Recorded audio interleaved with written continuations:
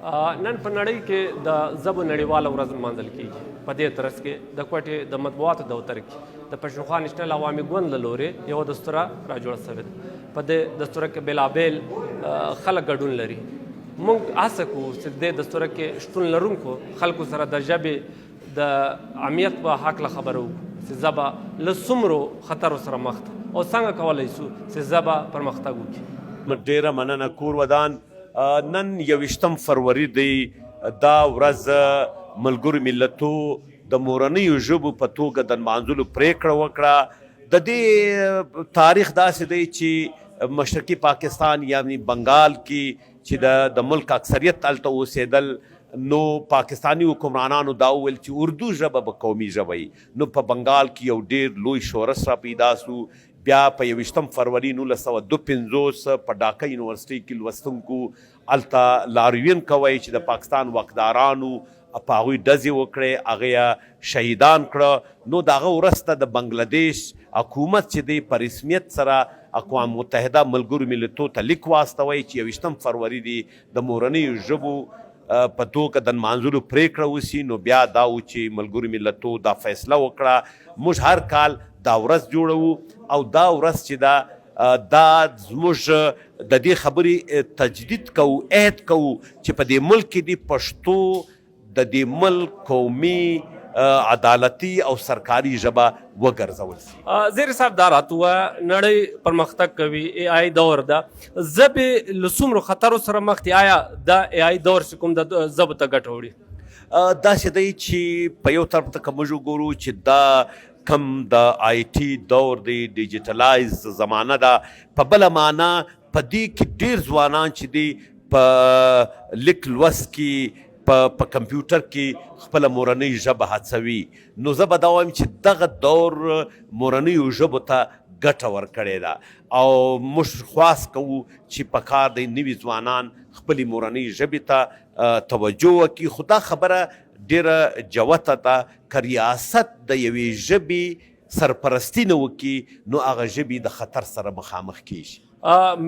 ملتپال کوم ګوندونه دي هغه باید څه وکړي چې کومه اوسنۍ ژبې دي کومې چې له خطر سره مخ دي، هغه د ډیجیټل دور چې کوم د هغه ژبه چې د کمپیوټر ژبه سي، د موبایل ژبه سي، دوی ته څه پکار دي؟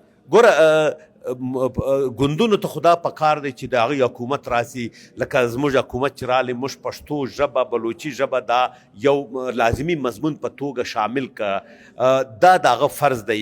هغه د ریاستونه او حکومتونه هغه پکار دی دا ژبې مورنۍ ژبې په توګه قومي ژبې وګرځول سي او نوي ځوانان پکار دی چې هغه په کمپیوټر کې، په خپل موبایل کې، په سمارټ موبایل کې هغه پښتو ژبه وکاروي، پښتو ژبې لیک لوست وکړي، پښتو ژبه استعمال کې راولي، نو دا ژبه به محفوظه سي. پښتو د پاکستان دوم غټه ژبه ده خو بیا هم دوی له خطر سره مخ ده. علتونه یې څه دي؟ علتونه دا دی چې د ریاست پاکستان سرپرستی نه کوي. هغوی د 2% خلکو ژبه قومي ژبه ګرځولې ده او پښتو، سندھی، سرائکی، پنجابی ژبې هغه ته سرکاري سرپرستی نه ورکوي. ډېره مننه. ډېره مننه.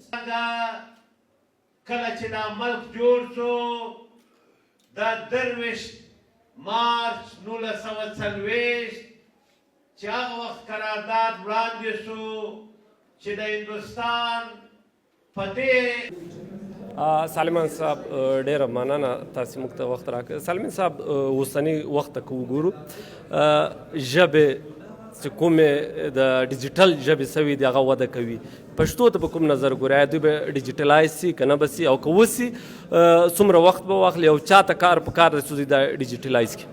ډېره مننه. زما چې کوم اندازه ده یا زما چې کوم زه یو قیاس کولی شم پښتو پرمختګ کړی دی، پښتو پر شا نه ده تللی. له ننه څخه 10 کاله وړاندې چې کومه پښتو لیک چې کوم کېدلی نن چې کوم کېږي، یعنې زه به زما د ځان یو بېلګه به زه تا ته درکړم چې له ننه څخه 10 کاله یا 12 کاله وړاندې چې کله ما پښتو پیل کړله نو ما له فیسبوک څخه زما دغه مطلب فیسبوک زه دې ته هڅولی یم، ستا په رنګه د نورو مشرانو په رنګه ملګرو د هغو چې کله به ما لیک ویلی نو دې ته یې زه وهڅولم. ورو ورو ما ته دا خیال راتګ شروع سو چې دا زما چې کوم یو خیال دی چې زما ښه انګلیسي ژبه زده ده نو زه په اردو کې چې دوی وایي 30 مارخان نو یعنې زه ګورې ډېر ښه مېړه یم. دا نه ده. دا چې کومه انګلیسي ژبه ده دا د علم سرچینه بالکل نه ده. علم چې کوم دی علم جلا دی، یعنی کاز اینډ افیکټ چې دوی ورته وایي. نو پښتو ما لا غزه زه خشرو کله نن د پښتو د دې زده کړې د دې په بدولت باندې د دې په مرسته باندې زه نن د یو نړیوالې ادارې سره زه کار کوم، ما ته ډوډۍ هم راکوي او ما ته عزت هم راکوي. نو دا پرمختګ شي، یعنی اوس ما غوندې کس هغه څوک چې شیخان یو موږ له ژبو څخه شیخانو باندې او خلک خاندي لکه د کوټې پر کاسیانو باندې چې کله خاندي چې پښتو یې یعنی په شار کې په د دوی ژبه چې کومه د له منځه تللې ده. نو له هغو خلکو څخه یم زه او ما دلته پښتو زده کړې ده له دې څخه. نو دا زما په څېر باندې ډېری خلک دي پر اوسنیو موږ ګورو. پخوا دا سیاسي ګوندونو په اردو کې به اعلامیې لیکلې، پریس ریلیز په اردو کې ولئ، غټې ادارې. یعنې زما د پښتونخوا ملي پارټۍ د عوامي نیشنل پارټۍ د دوی پریس ریلیز زما په یاد دي چې نن دوی راغلي دي په پښتو کې دوی لیکي او ډېره کره پښتو کې دا ګرد خلک لیکي، ځوانان دي، حتی تر دې پورې چې زموږ د وطن نجونې چې نه یو ځای له چا ځای پښتو زده کړې دوی له فیسبوک څخه دوی پښتو زده کړې ده. د دې پوښتنې ځواب ته راځم چې څوک کار وکړي. کار خو نو یو فرد دوه نشي کولی، کار به اجتماعي کار کاږي. لکه دا اوس چې کوم احمد ولي اسکزي یو کار پیل کړی دی له تېرو څو کلونو څخه قاموسونه د جوړ کړی دی او دې ترڅنګ د پښتو د ډیجیټلایزیشن په برخه کې یو دی دا چې ما ته رامعلوم دي داسې دوه درې نور ځوانان دي دغو کار لیډ واخیستلی، یعنې دغو پایل دوی وکړلی. د دوی ترڅنګ ډېر زیاتې خلک دي، حتی چې د کوچنۍ هټۍ کې دوکاندار دی هغه لګیا یې ما لیدلی دي چې دی د پښتو جملې ورته لیکي. دا څه په کوي؟ دا بیا احمد ولي ته ورستوم چې د پښتو ډیجیټل نړۍ برخه د دې برخه وګرځي. سالمي صاحب دا راته ووایه، یو د ډیجیټل د نړۍ برخه سوه، علمي ژبه یې څنګه جوړوی سو چې خلک څېړنې په وکړي په دې ژبه باندې او دوی مقالې ولیکي او نړیوال کوم پلیټفارمونه دي په هغه باندې دا نشر سي؟ ښکاره خبره ده چې د رحیم صاحب په ټکیو یا داسې د نورو پوهانو سیاسي او د چې کوم تاریخ پوه دي نو هغه یوه خبره کوي چې سیاست کل دی، نور هر څه جزئیات دي. نو چې کله ستا سیاست برابر سولی جزئیات به ښکاره په ښکاره باندې هغه به برابره. نو که چیرې ته سیاسي واک اختیار ستا هغه نه وي په پښتو کې ته څېړنې نه سې کولی، یعنې که وایه کې یم وایه په چا باندې. زما دا نظر دی چې اول سیاسي واک بیا په پښتو وده کوي. سیاسي واک سیاسي تحریکونه کېږي، مګر ګورو چې کوم سیاسي تحریکونه د په دې سیمه کې دي هغه تقسیم در تقسیم روان دي. نو څنګه کولی شي چې دوی را یو ځای سي بیا د خپلې ژبې ته کار وکړي او څېړنیزې ادارې جوړې کړي؟ آیا دا ممکنه ده؟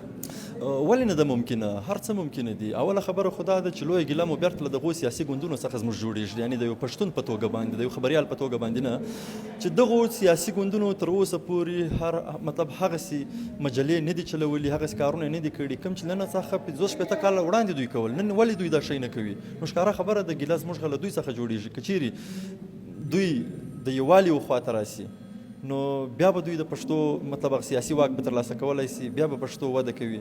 نو زه فکر نه کوم چې دا چې اوس کوم تقسیم در تقسیم چې کومه خبره روانه ده او تا وکړله په داسې حالاتو کې به پښتو یا پښتانه پرمختګ کوي.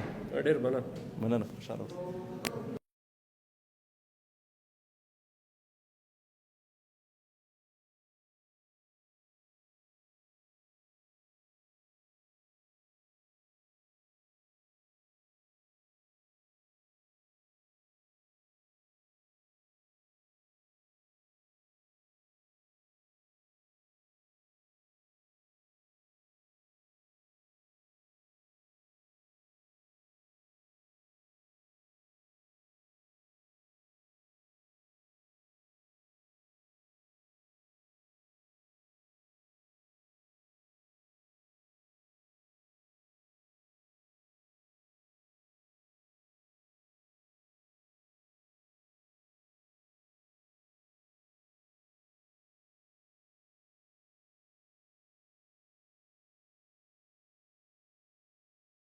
ورسېده چې دا ژبه که څه هم په افغانستان کې دا قومي ژبه ده، دا ډاکه پوهنتون لوستونکي او بیا د دې پس 21 فروری د ژبه په ډېر اوږده پړاو کې که موږ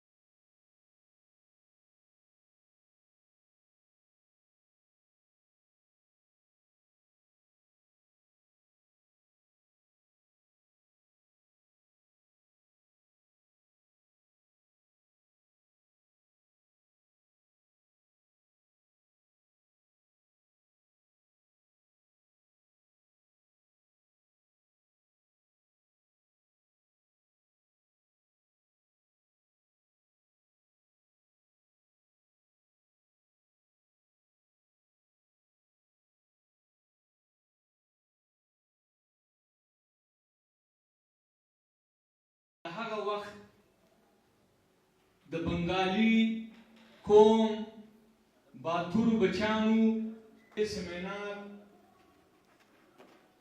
د صدارت چوکۍ د پښتونخوا موږ په تېرو وختو کې دا کوشش وکړئ چې تر پرایمري پورې دا یو لازمي مضمون په توګه پښتو ژبه به ویل کېدله. د تېرې صدۍ د شلمې صدۍ تر ټولو لوی ایجاد کمپیوټر دی چې دې دنیا په ترابا وكأسا دهاقا لا يسمعون فيه پاکستان جوړ شو. خو د بده مرغه کله چې جناح صاحب د ډاکې په دوره و نو د خپل په وینا کې وویل چې یوازې او یوازې به اردو د پاکستان درنو ګډونوالو لکه څنګه چې تاسو خبر یاست چې لپاره ملګري کاري اسدالله ته خواست کوم چې دی راسي د قرآن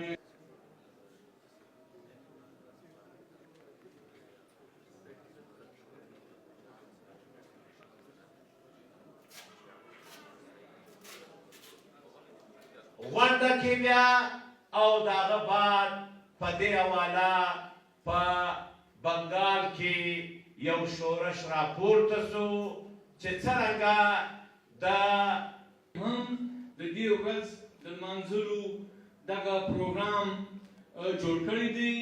اوس او ډېرې داسې ژبې دي چې هغه د ریاست لخوا المرء ما قدمت يداه ويقول الكافر يا ليتني